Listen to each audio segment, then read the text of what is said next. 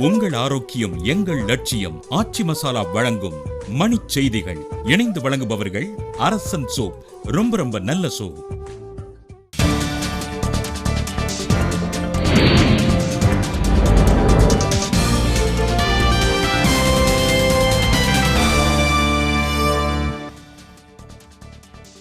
சட்டப்பேரவை உறுப்பினர்கள் பேரம் பேசப்பட்டது தொடர்பான வழக்கில் தமிழக அரசு பதில் மனு தாக்கல்.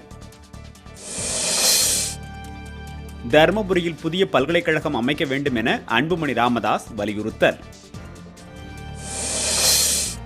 எய்ம்ஸ் மருத்துவமனை அமையும் இடத்தை தமிழக அரசை முடிவு செய்ய வேண்டும் என உயர்நீதிமன்றத்தில் நடுவண் அரசு விளக்கம். சாகித்ய அகாடமியின் நடப்பாண்டிற்கான புரஸ்கார் விருதுக்கு தமிழ் எழுத்தாளர் ஜெயபாரதி தேர்வு. தீ விபத்துக்குள்ளான சென்னை துணிக்கடை கட்டட இடிபாடுகளில் இருந்து 2 பெட்டகங்கள் கண்டுபிடிப்பு.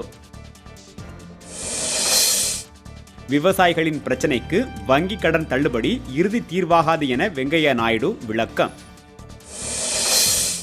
மேட்டுப்பாளையத்தில் உடல் நலிவுற்ற காட்டு யானை தண்ணீர் குடிக்க சென்றபோது ஆற்றில் மயங்கி விழுந்து உயிரிழப்பு. மணல் கட்டுப்பாட்டை நீக்க கோரி திருவாரூரில் கட்டட தொழிலாளர்கள் ஒருநாள் அடையாள வேலை நிறுத்தம். பேச்சுப்பாறை அணையிலிருந்து பாசனத்திற்கு தண்ணீர் திறந்துவிடாததை கண்டித்து நாகர்கோவிலில் விவசாயிகள் ஆர்ப்பாட்டம். தமிழகத்தில் அடுத்த 24 மணி நேரத்தில் ஒரு சில இடங்களில் மழை பெய்ய வாய்ப்புள்ளதாக சென்னை வானிலை ஆய்வு நிறுவனம் தகவல். உங்கள் ஆரோக்கியம் எங்கள் லட்சியம். ஆச்சி மசாலா வழங்கிய மணிச் செய்திகள். இணைந்து வழங்கியவர்கள் அரசன் சோப். ரொம்ப ரொம்ப நல்ல சோப்.